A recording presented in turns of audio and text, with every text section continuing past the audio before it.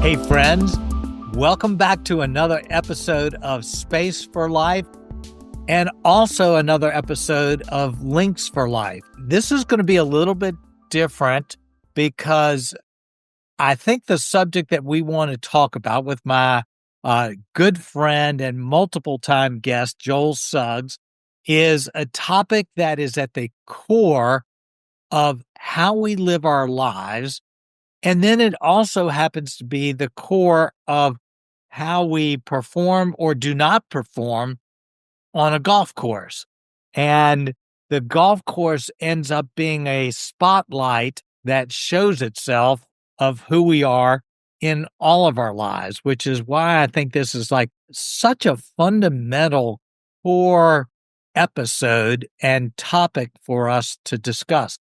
And in doing so, I also know it to be a topic that is very rarely discussed, in pretty much any venue. And when it's discussed, is often misunderstood. So if you're wondering what this is all about, today's episode of Space for Life and Links for Life is about humility and the place that humility plays in how we live our lives, in all of the breadth of how we live our lives. And then when we go to a golf course, it has a very significant play in how we perform on a golf course. So I know a lot of people that listen to Space for Life are not golfers, but we'll use a few analogies, but this is so much bigger than golf. So I hope you will tune in. And the way we're going to do this is we're going to talk primarily in the first half, 2/3 of the podcast, just about this subject of humility. And then we will transition to talk about specifically how it shows up in a golf course.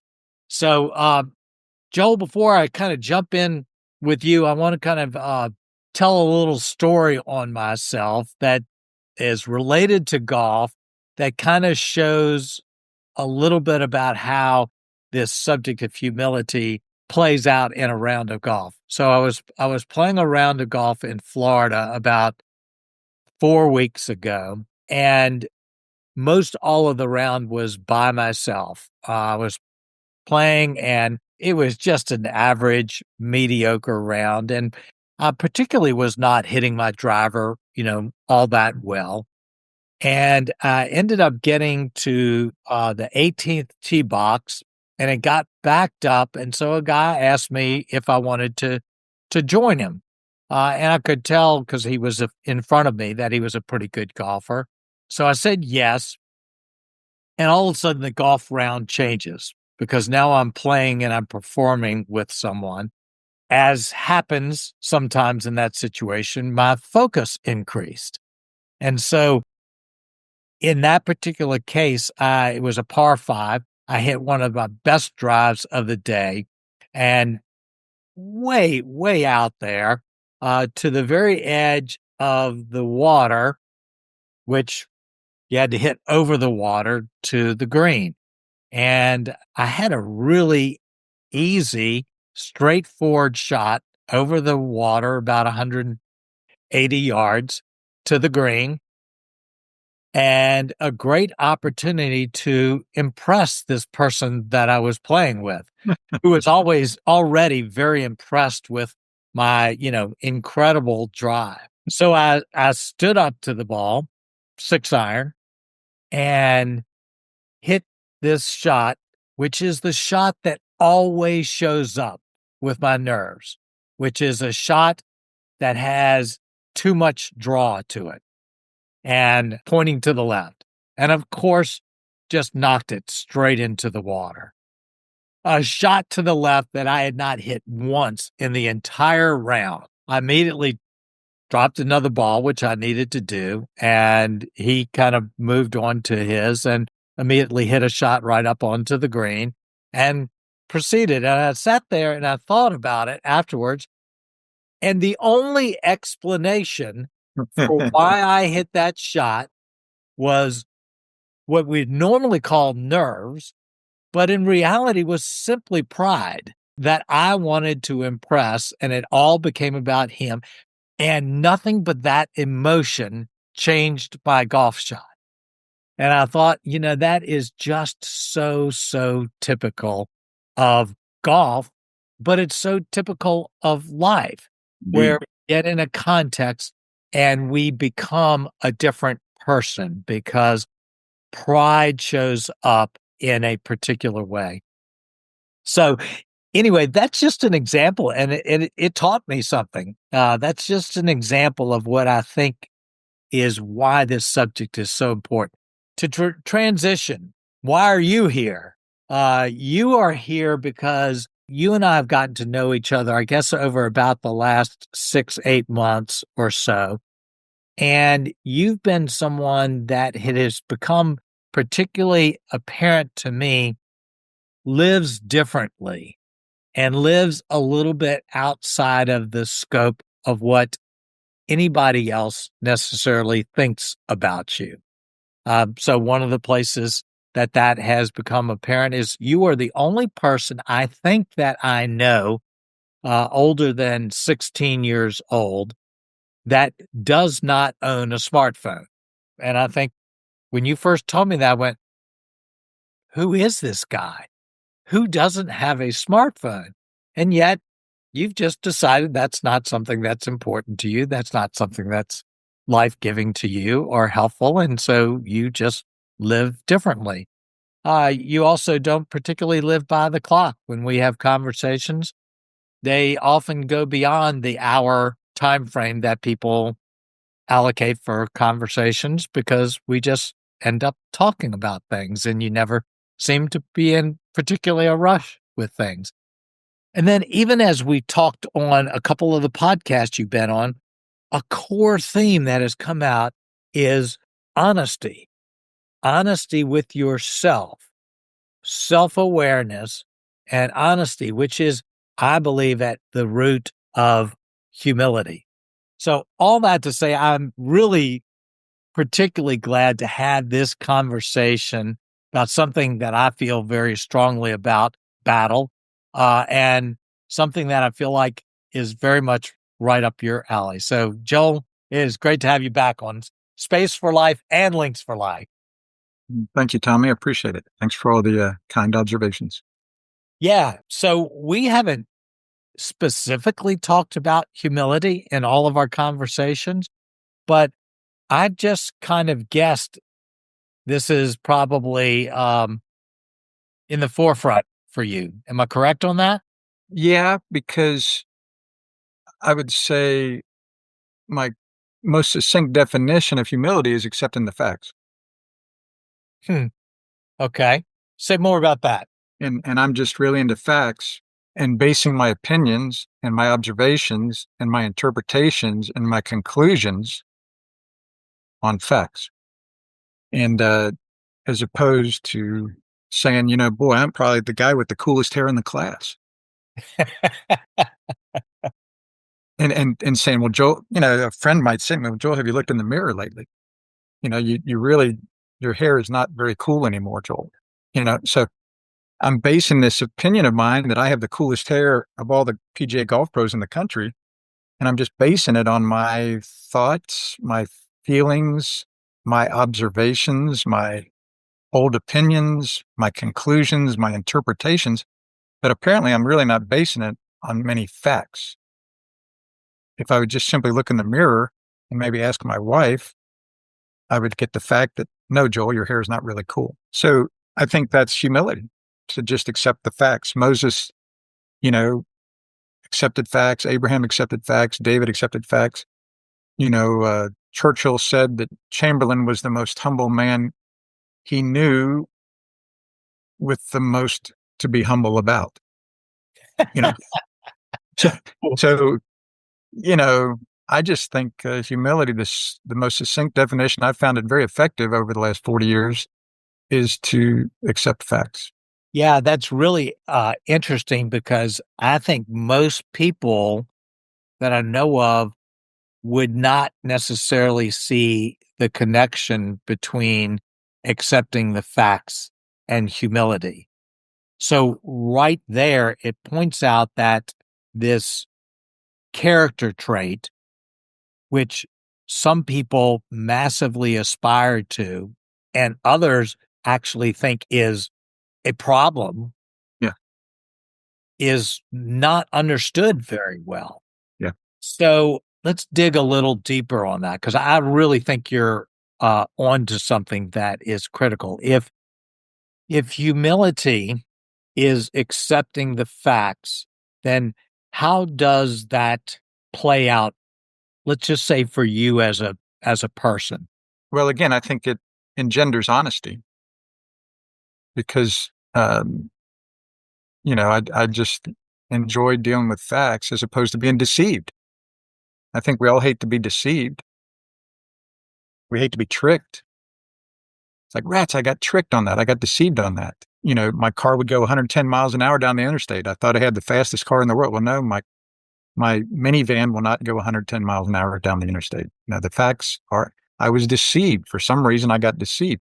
So that's how, again, I've learned a lot about it over the years. As you and I have talked, I was not any kind of a Christ follower as a kid, and would call myself an agnostic or an atheist or a nihilist, just didn't believe in anything really. And so when I started reading the Bible as a college student, and this humility word came up, I'm like, okay, that's definitely one of the words I have no clue about. One of those religious words that I just am not hip to at all. So I don't know, maybe I think it's about 5 or 10 years later is when through my study and my thinking and my evaluation of things, I said, the best, these people talk about humility. It sounds yucky to me. It sounds stupid. There's something that's not right with it, the way people talk about it to me. I came up with this simple definition. It's just accepting the facts. Yeah. Dizzy. So if I say, yeah, my team won the high school championship, Dizzy Dean would say it ain't bragging if it's true. I mean, Yeah. if your team won the high school championship for the state, and you state a fact, say my team won the high school championship. So you're just stating a fact. Now, as I got older, I thought that's humility. You just got to admit y'all succeeded. You were a part of the team that succeeded. Why would that be wrong to state a fact? Someone would say, oh, you're bragging. I say, well, I don't know if it's a fact. So then I say, no, I don't think it's bragging. It's stating a fact. So that to me is humility. Now, as I kept going on in life up into my 20s and 30s, I said, you know what? I can state a fact, but you know what? I can state it with pride or I can state it with humility. So then I started concluding that, I could say, yeah, my team won the state high school championship. And in my heart, in my spirit, I could be saying that with pride because I think I'm better than everybody else in the world. Or I could say, yeah, my team won the high school state championship. And I could say it with humility and say, wow, we beat a lot of other good teams. They tried just as hard as we did. I was only one part of the team. You know, we had a good coach. We had a good pitcher. We had a good catcher. We could say, we could say that same factual statement with humility, or we could say with pride. Well, So the opposite side of that is true too. We can say, I'm not really so great. And we can say that with incredible pride as if, look at me. I am so putting myself down. yeah, And that's what the world hates so much. They call it false humility, yeah, or be a very honest thing. So when I think about, like one of the right mindsets that's around humility, it's coming to the truth, the facts, that I'm not as great as I think I am, nor am I as terrible as I think I am. Neither one is true. right. And problems that I think so many people encounter is they live on one side or the other of the truth. They actually live on the side of thinking they're so much bigger than they are. And that becomes very obvious. Or they are constantly beating themselves up in such a way that it ruins their life, and others are turned off in a sense, to that negativity because neither one is the truth. And when I look at you or you look at me, you realize that truth that I need to see about myself. I'm not as great as I think I am, and I'm not as terrible as I think I am. And had I stood over that golf shot and I thought that is the basic truth, I would have just made the swing like I made every other swing, and it probably would have been a decent but not great shot. As a result, I wanted to say something different. And that's where I think humility is so game changing, is if we could come to that truth. We're not as great as we think we are. We are not as significant as we think we are, nor are we insignificant or terrible. Does that sound right to you? Absolutely. That's what I've learned. I'm 64 years old now, Tommy. And like I said, I started trying to figure these things out 45 years ago when I was about 20. And so, do you mind if I quote a really famous philosopher? Yeah, go for it. Yeah, have you heard of Popeye? I've heard him once or twice. I is what I is, olive oil. Yeah. To me, that sums it up pretty succinctly. And Yeah, the rub is, am I deceived about what I is? You know, absolutely. and like it's exactly like you just described. Well, and that's where I think both you and I find the Bible to be particularly instructive. So, a couple of things that I think that I note because I love the honesty and the truth that's in the Bible. A couple of things I note is, uh, as I can think of it, only two people in the Bible are described as humble. One is Moses, as you have mentioned, and it says Moses was the most humble man in all the earth. And then, really ironically, what do you do with this? Jesus described himself as humble. Indeed, yeah.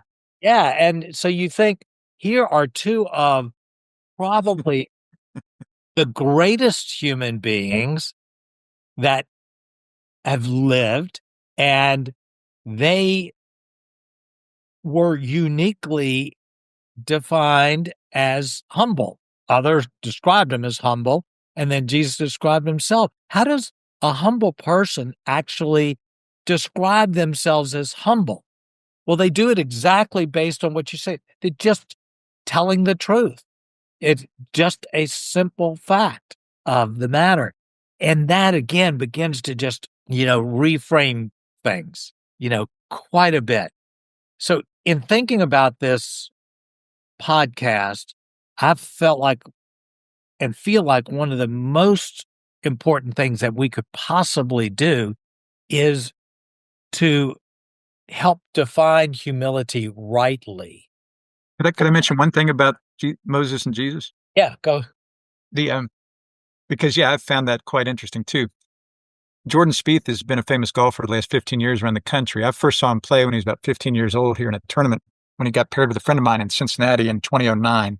It's been 16 years ago.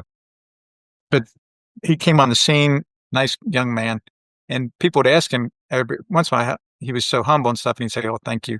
And then finally, someone asked him in an interview, "Would you please explain why you're so humble?" He says, "Well, if I talked about me being humble, then it wouldn't be humility." And I appreciate that. When he said that, he was about 22 years old. So I'm like, he's a great young man, you know what I mean? But I also thought, since at the time I was about 50 years old, I said, I don't believe that anymore. That Jesus freely spoke about his humility because then it was just the facts. Again, he's the son of God. If he'd have said anything different, he'd have been lying. He would have been inaccurately. He'd have been lying or accidentally misstating the truth. So, in Jesus, this book here, My favorite book. oh, It's really? number one on my list. I've got my version of it sitting right here on my desk somewhere. Just That's fine. just Yeah. finished rereading it a month ago. I'll put it over here in your screen so you could, it'll look like you're holding it up.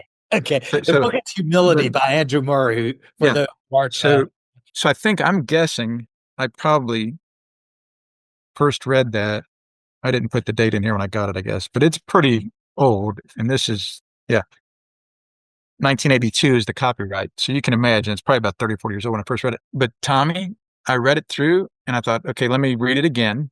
And I thought, okay, let me read it again. So I've probably read it 20 or 25 times in my life because I didn't understand it. The words he was piecing together in his sentences, I did not understand. And so and I've come to understand his words better over the last 40 years since I've been reading the book and studying it and talking with people and examining my own heart. So, so that's why I'm so glad you asked to talk about this topic. And then I would say also, like you said, some of us think too high, think inaccurately, too highly of ourselves. But then some of us inaccurately think too lowly of ourselves. And I'll guarantee you, Tommy, I have been both of those people. Oh, totally. You Yeah. know, I really don't look down on both of those type of people anymore because I feel like, oh man, I know the suffering and the ignominy and the you know, sadness of both sides of that extreme side of that continuum. Yeah. And, I think of that statement by Jordan Spieth. And while I agree with you, if humility is the truth, then you should be able to talk about it. I can also appreciate as in his context that probably when he was asked that, he probably realized anything that would come out of his mouth would be a distortion, that Yeah. if he talked about it, it would come across, it would be something more than it was. And so I think his response probably was a really good, appropriate one. Especially Uh, for a 22-year-old kid, man. oh, yeah, absolutely.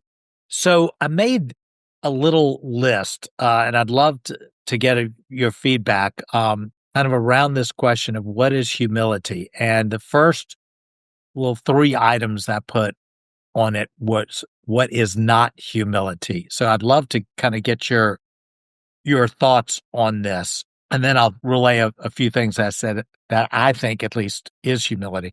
So I said, what is humility? It is not putting yourself down. It is not weakness, and it's not inferiority, which these are the things that I think are often, in my mind, incorrectly associated with humility. Like I said, when I first heard this word in a serious conversation or context or public discussion or in my reading, I didn't understand it. And those were my connotations of the word. Right. A milk toast kind of guy, a limp wristed milk toast kind of guy, who's just kind of a wimp. And I said, yeah, I don't, that doesn't look too cool to me. And then, and then I compared that to Jesus and I said, okay, this is why there's a dissonance here. If he's supposed to be humble, he sure doesn't seem those three qualities you just mentioned there. So there was this dissonance and got me on the path of really wanting to learn more about it. Yeah. So it's really interesting then. So the four things that I've got that is humility, and we actually have never discussed this subject. So, we didn't really I didn't plan this knowing what your thoughts are about humility. So it's pretty interesting. So I said related to what is humility, it is honest self-awareness. It is seeing ourselves rightly in the context of the world and God. And I put as a little footnote, we are small because, and, if we're going to be honest, we are a speck in the universe and in the time of all time. And the most significant person that we could probably think of may not even be remembered in 50 years, 100 years from now. So no matter what we're doing, we're small and tiny in the world's eyes and time's eyes and relative to God, how great he is. So it's seeing ourselves rightly in the context of the world and God. Inevitably, I think humility is other centered. So C.S. Lewis said something that he said, the humble person won't be constantly talking about themselves. I'm not quoting exactly. If you meet someone who's truly humble, you'll just be aware of how happy they are and how interested they are in you. And I thought, yeah, that kind of really resonates with me. And then I also wrote down it's freedom from posturing, pretending, and people pleasing. Yeah. So to me, the whole reason I got interested in this topic is because, I decided to believe in Jesus and God, and I'm sure when I decided to believe in them, it didn't change the facts of the matter, whether they exist or not.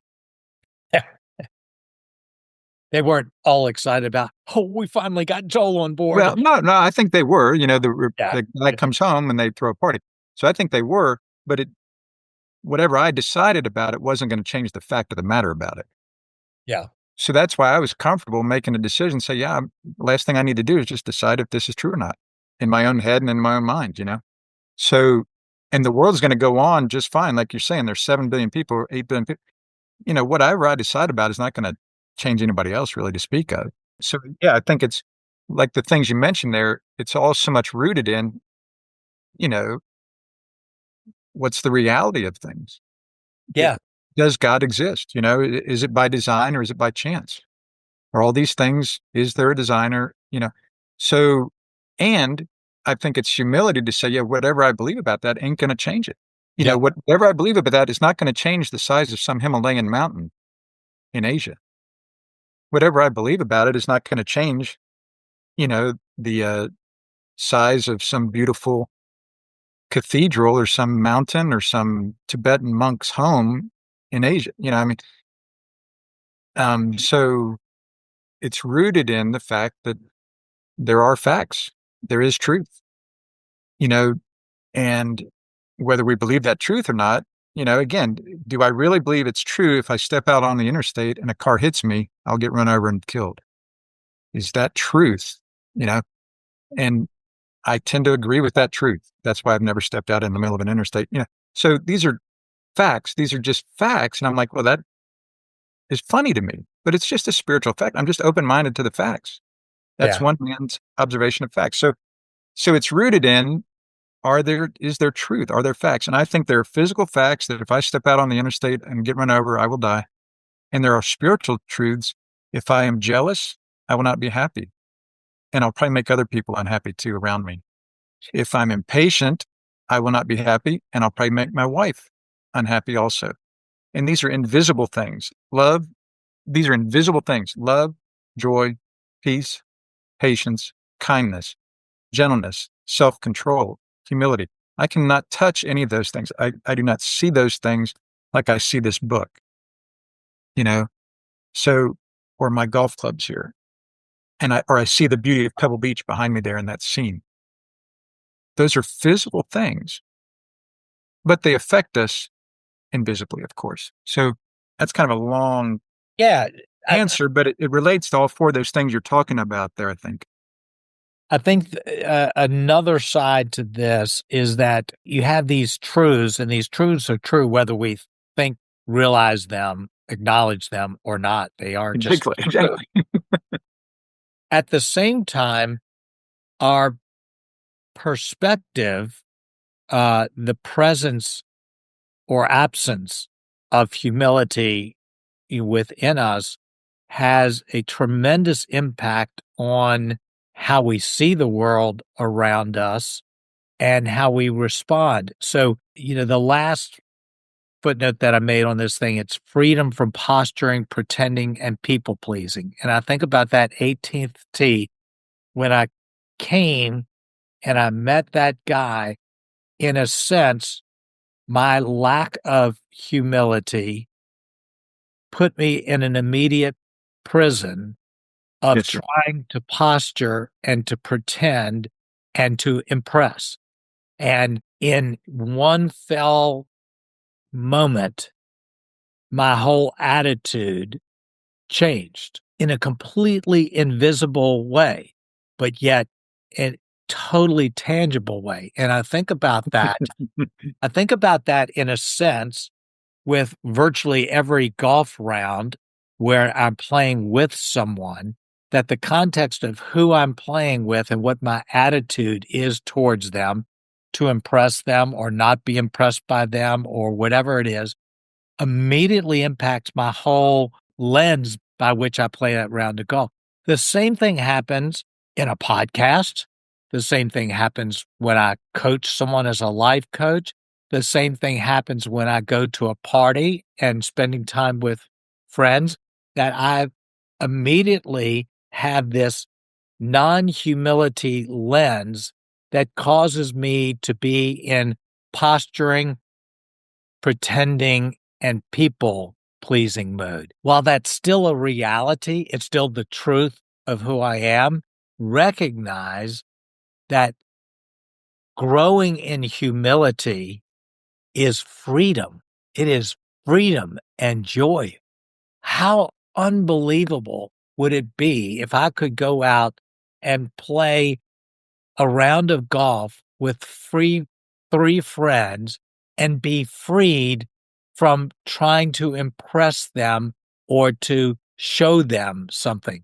How incredible that would be. How enjoyable would it be for me to go to a party and just be completely consumed with my interest and enjoyment of other people instead of what they think about me? That's the freedom of humility, and it's where this stuff invades it. It enters in every aspect of our lives, with our family, with our friends, with God, with our golf. It impacts everything. I'll tell you what, there are two main scriptures that pop into my mind. I'll tell you the first main one for brevity. But see, if we're in every situation for ourselves, we're the most important person around here.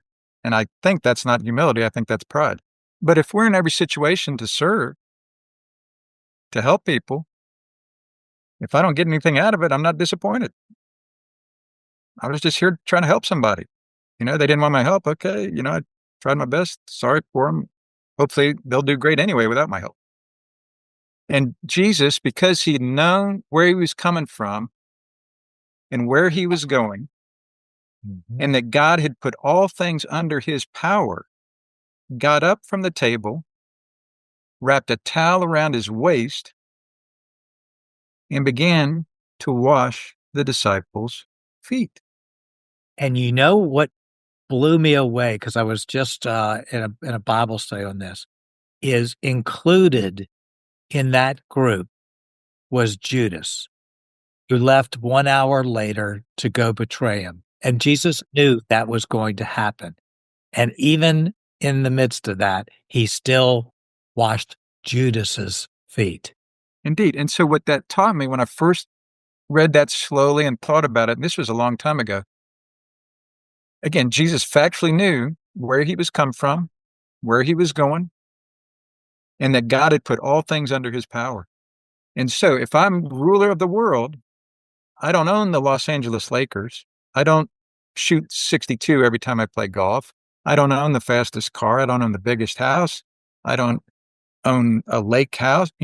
That's not where, if God gives me all power, that's not where I will be.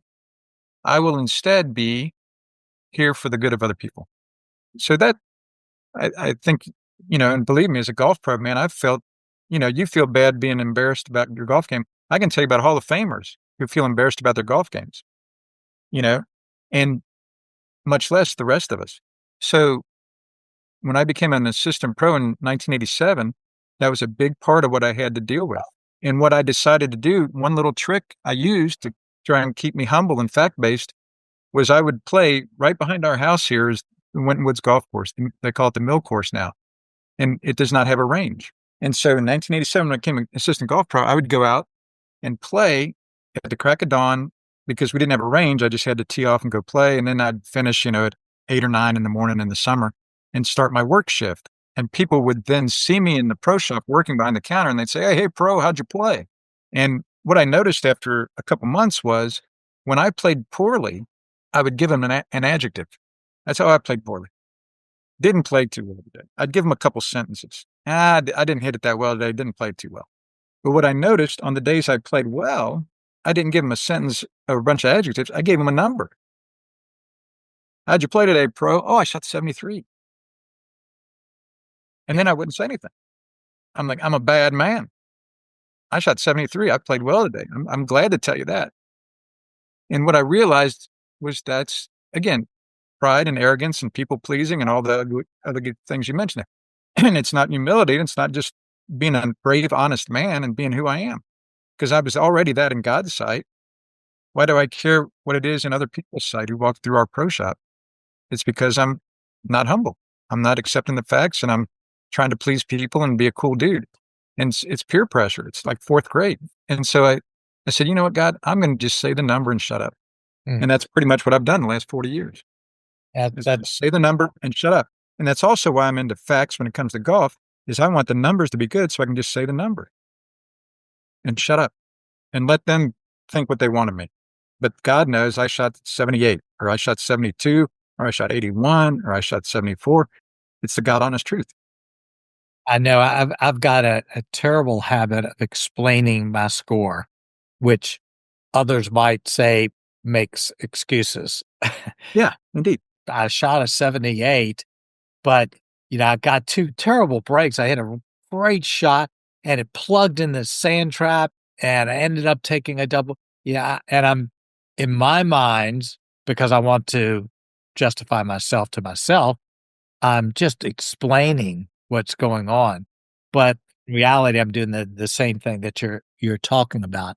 And what I would want for those who are listening that are kind of space for life people and aren't necessarily as interested in golf is that we would become a little bit more self-aware of all of the subtle ways that pride enters in to our lives. And I think one of the interesting things in the Bible is that we are called to humble ourselves.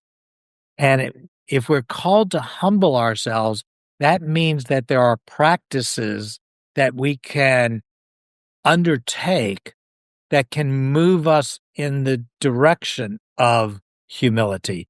So Indeed. one of them that Jesus suggests is just do good things anonymously. That is so hard for me. I got to tell someone of that. But there are these practices that we can take that can move us in that direction. And I think one of them is in the direction of self-awareness. Be aware of how pride enters in to our daily conversations, the way we explain ourselves to other people. And I think I think it can be absolutely life changing. Just that simple practice of being aware of what's going on within us, not beating ourselves up about it, just admitting the truth, as you've said. I, I have a million of those little ones. Like, so that was one of the first ones I figured out. Has to be a number, Joel, not a sentence. Another one is when I go to park places, I try to park several spots away. Yeah. I just say, I don't have to be there. When we're going through doors, I don't have to be the first one in the office door in an office building. I don't have to be the first one in the elevator. Yeah. Take the humble seat at the banquet is the way Jesus told us to do it. So I have a million little things like that, little regimens, mental disciplines, Yeah. mental habits that I've tried to employ to humble myself. Yeah. Humble is the verb. Myself is the direct object. Yeah. So humble myself. It's an active thing I need to just think.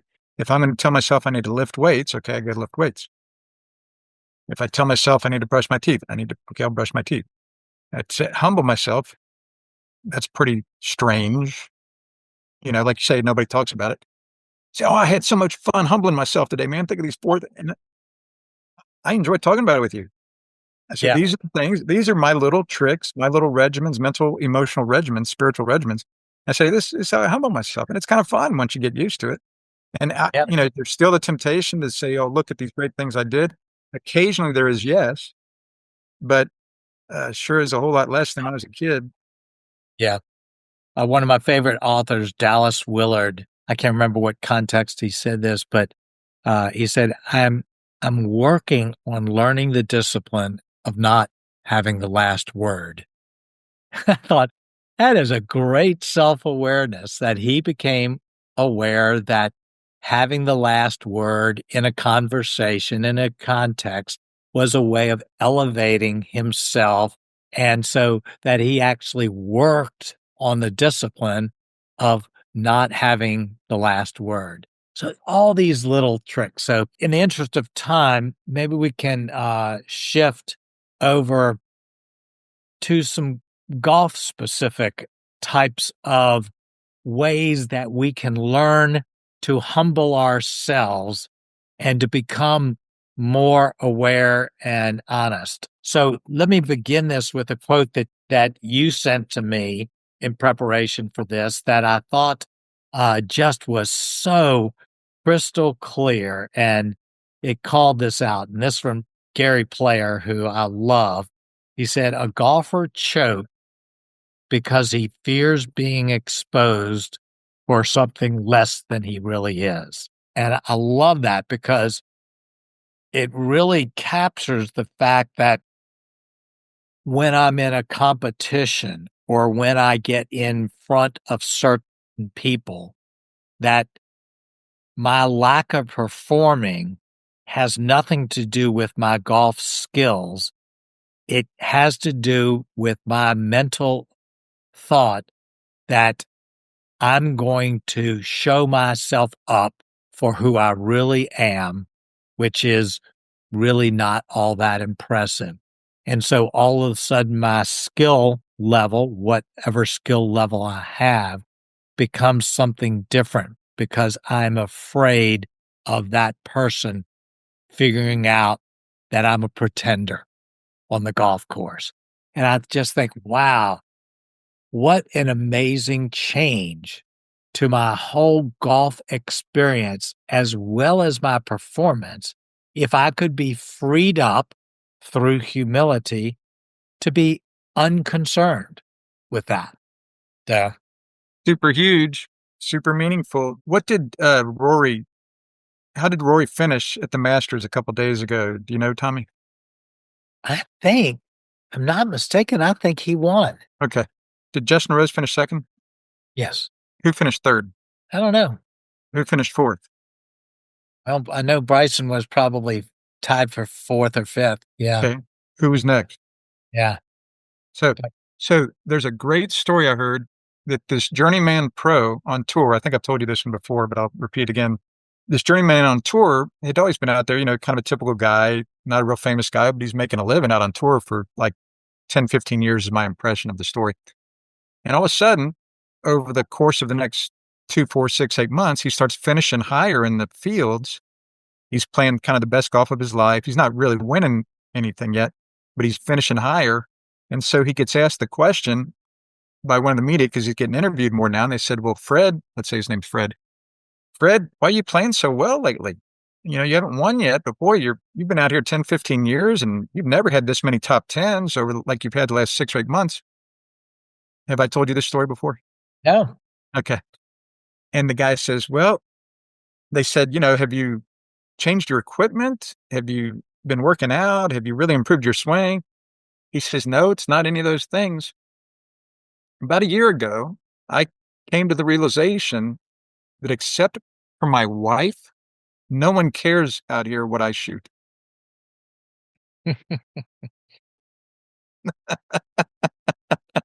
He says, it's been great. I come out here like this is my own little domain. Nobody cares out here except my wife. She likes it when I make more money. She likes it when I come home happier because I played better instead of coming home grouchy because I played poorly. And so I'm not out here to please a soul now except me and my wife. Yeah, it's so true. I had my own version of this a couple years ago for the first time. Yeah, I love competition and I love golf and stuff, but I haven't played in many tournaments. So a few years ago, for the first time, I went to try to qualify for the senior state amateur, higher level tournament and competition than I normally do. And of course, because I'd never done something like that, a lot of nerves were associated with, playing around a golf where every stroke counts and, just a pressured round. And as I went into it, and as I was very aware of my nerves, I stepped back for a moment, which was a healthy thing to do. And I went, the reality is nobody cares and virtually nobody knows what I do or don't do in this round. Right. I have two or three people in my life that will probably ask me how I did. Not that they really deeply care, but they will ask me how I did. Outside of that, no one has a clue and no one cares. So why should I be all bent out of shape about this? And, it didn't eliminate the nerves, but it actually helped. And in essence, that was the truth. Nobody did care. Exactly. It's the God honest truth, right? It's We're accepting facts. Yeah, and I thought, "Okay, that's a step in the right direction." A little baby step, but it was a step in the right direction. So and it's one of the reasons honestly, I kinda want to still compete because I think every time I put myself in that situation, I am forced, in a sense, to face the truth, and there's something good about that. Yeah, I do a lot of playing lessons the last probably 15 years in my career. But there was a space of time there for about 10 years where I did not do playing lessons. Now, it's probably been about 20 years now. The last 20 years, I've done a lot of playing lessons, but there was a space of 10 years before that where I did not do playing lessons because I was ashamed of what I was going to shoot. And I feel like a hypocrite that I'm supposed to be trying to teach you golf and then I'm not playing very well. Of course, playing poorly for me at that time was shooting 80 or 85. And these people who shoot 100 would think, oh, you're phenomenal, Joe. You shot 81. So again, it's all what are the facts? Who's perceiving what? Who's drawing conclusions about what? So, and it's the truth that we want to deal with. Humility is dealing with the facts, accepting the facts, and just being honest and truthful. Yeah, it's great. So another place that I think is very, very significant for a lot of people that I think humility comes into play, that I think also translates to other areas of life is how upset we get in a round of golf about what happens and how long we can tend to be upset after a round about what happened. That is, my temper, which I can have on the golf course, is a reflection of my pride that I think I'm better than what I just did on a golf course, as opposed to the truth of, well, I'm obviously not because I just did that. And then that ongoing simmering anger or whatever after a round about how a round of golf, which means nothing in the scheme of life, how long it can linger with me is a reflection of the pride that I have associated with something that does not matter in life. And in the scheme of things, that also translates to all the other things going on in our lives that we think matters. And 10 years from now, we won't even remember that they happened. And so I think that is this incredibly powerful place that if we can grow in freedom, in humility, if we can learn to humble ourselves, we'll create incredible freedom for us. Yeah, I absolutely agree. One of the little mental, emotional, spiritual tricks I started playing on myself was when I first started playing in tournaments after I became a PJ member in 1990 down in the South Georgia area, down around St. Simons at Sea Island Golf Club, is I said, you know what? I'm trying to be like Christ here, and I'm getting mad on the golf course. And what I found was when I did hit, because, I'm a pretty good player, so I don't hit me that bad shots. I said, you know what, Joel, you're hitting most of the good shot. So when you hit a bad shot, go ahead and evaluate the shot for 10 or 15 seconds. But then instead of stewing about it, about how bad you are, ask the guy how his wife is. Ask the other guy, didn't you go to Georgia or did you go to Georgia Tech? ask one of the other guys, are you staying at that hotel over there for this tournament? Or are you staying with that friend? You told me you had a friend over here on the island. And so what I found, Tommy, was golf wise, evaluate the shot for 10 or 15 seconds, post swing routine, as you've heard of it from me. But then instead of continuing to think about myself and brooding on myself and again getting down and all this stuff, I said, get your mind on somebody else. And it helps me remember that I'm here. I'm playing this golf thing for the benefit of others. That I'm a Christian. I'm trying to love everybody on this planet best I can. And I'm not in here for me. God's taking care of me. I don't need to take care of me. So that's been my discipline over the years. And I think, and that's helped a bunch over the years. I started doing that, like I said, about 1990, 92, somewhere in that vicinity. And it's been a lot of fun. Hit a bad shot and say, okay, yeah, I should have taken a little more time there and stuff. And then I think, and I look at the person, and I think, what do I know about them? How can I visit with them about them? That's so great. It's a perfect example of kind of the discipline around humbling yourself, of doing, something that's going to move you in the direction and away from the direction of pride. And I think it's a perfect example of what we're talking about. And again, one of the reasons that I actually care about doing Links for Life is because there are so many parallels. Just like you have taken this area of your life, golf, and you said, okay, I'm going to use this as a tool to become a better person, to deal with pride that's in me. There are 100 examples outside of golf where we can do the same thing that you just described, that you have developed now for 32 years, 33 years of disciplining yourself, that instead of getting mad, I will face the truth, and then I'm going to turn away from myself to others. Uh, what are what are the parallels in the rest of our lives that we could do the same thing? There are 100 examples of this, and each one are these small little steps, and those are the same steps I believe we should be, you know, taking on and implementing in our relationships with our spouse, even with our kids, with our close friends, at our work.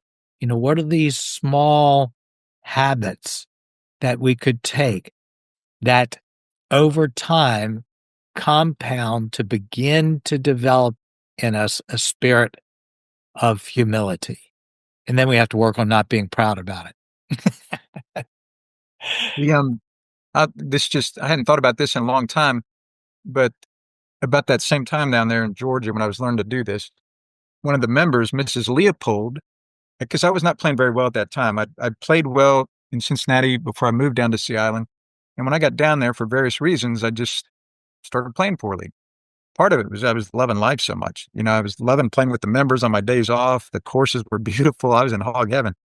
And because, like I told you, I spent some years in the inner city growing up. And so I'm like, man, this is phenomenal. So my golf game kind of was getting a little worse. And one of the members, Mrs. Leopold, said, Joel, how do you stay so patient out there? And I said, I think it's something like 40% of the world is starving to death, Mrs. Leopold. So if the worst problems I have are doubles and triple bogeys, I'm doing really, really well on this planet. And so she just nodded her head. She said, oh, that's interesting. That makes sense. Yeah. So, so it's the God honest fact. This double bogey is terrible. That's a God honest truth. It's a fact that is terrible for my golf score. It's also a truth that I'm fat and happy as an American, middle class American, and 40% of the world is starving to death. Well, I think that's a great kind of place to close the conversation, because humility, as we talked about earlier, it's right sizing life. It's right sizing ourselves. And that's a perfect place to say, double bogey, triple bogey, quadruple bogey, it is so, so insignificant. So, and that is incredible freedom. And that is the joy and the opportunity as we encounter and put into practice small habits that could move us in that direction. So thank you. There's we Can I could say go. one, can Yeah, I say one more thing about it? yeah. And especially in the last 10 or 15 years, I've become convinced the Holy Spirit is trying to give me those. Give you those small habits, practices. Exactly. Yeah. He's trying to remind me and prod me and encourage me to think good thoughts, to have these good actions. Mm. So that's been a lot of fun the last 10 or 15 years to say, yeah, he's around, he's invisible, but he is trying to make me stronger. He's given me the power to have these little disciplines and to think these good thoughts, where Satan is fighting against me to have Yeah. the stupid, untrue, lying thoughts, deceived thoughts. And so it's been fun, I think, again, to realize, okay, which shoulder, which one am I going to be most interested in listening to and feeding the most? Yeah, I couldn't agree more. The Holy Spirit is doing that. And the back end of that verse that we talked about, humble yourselves under the mighty hand of God, and he will exalt you. So the path to freedom, the path for the very best in life is actually in the lowering of ourselves, in the right sizing of ourselves. It is the freedom. So I hope for those that are listening that you're actually encouraged and inspired towards action, and towards self-awareness. So Joel, thank you for being a part of this conversation.